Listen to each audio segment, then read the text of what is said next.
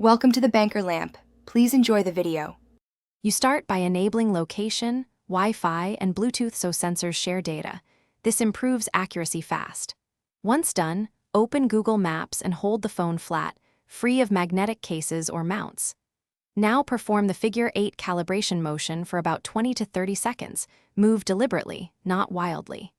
This reorients the magnetometer and tells the app current local magnetic variations. Make sure the screen stays on and the app remains active while you finish these first corrective steps.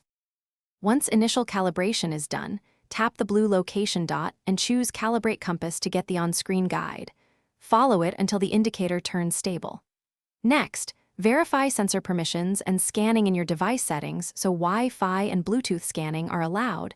This provides nearby reference points.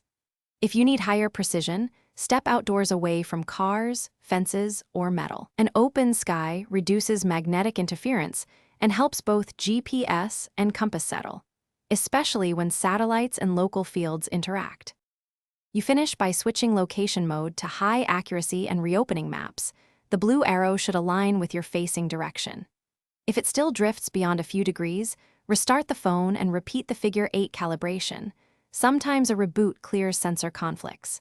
If problems persist, test with a different mapping app or a standalone magnetic compass to determine whether the issue is software or the phone's magnetometer. If hardware is faulty, consider professional repair or using an external compass accessory for reliable navigation.